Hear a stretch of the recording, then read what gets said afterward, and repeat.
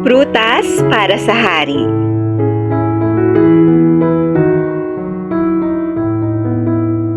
Sa isang maunlad na kaharian ay mayroong malawak at masaganang hardin na puno ng iba't ibang klase ng prutas.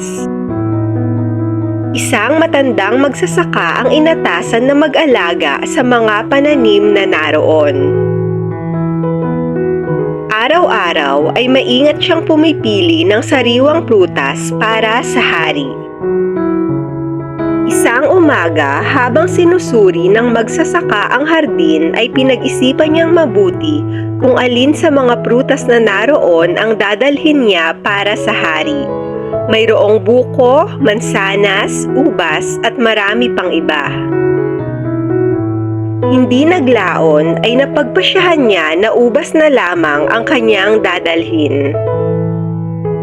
Nang makapasok na siya sa palasyo, ay ibinigay ng magsasaka ang isang basket ng matamis at makatas na ubas sa hari. Gayunpaman ay napansin ng magsasaka na tila mainit ang ulo ng hari. Magalang na inilapag ng magsasaka ang basket ng ubas sa tabi ng hari. Agad na tinikman ito ng hari, at paminsan-minsan ay pumupulot ang hari ng ubas at inihahagis niya ito sa noo ng magsasaka. Sa bawat pagtama ng ubas sa kanya, mahinahong sasabihin ng magsasaka, ang Diyos ay napakamaawain.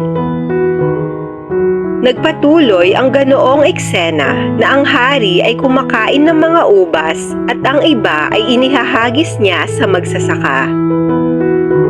At sa tuwing tumatama sa kanya ang ubas ay paulit-ulit na sinasambit ng magsasaka ang mga katagang, ang Diyos ay napakamaawain.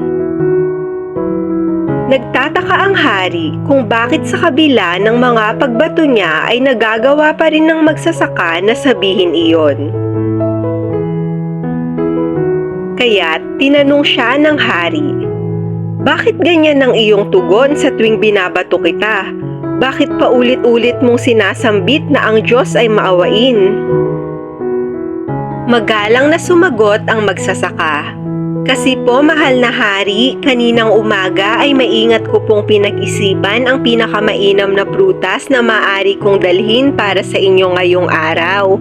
Sa tulong po ng aking dasal ay napagpasyahan kong magdala ng ubas. Hindi ko lang po lubos maisip ang itsura ko ngayon kung nagkataon na mabigat at matigas ang prutas na nadala ko.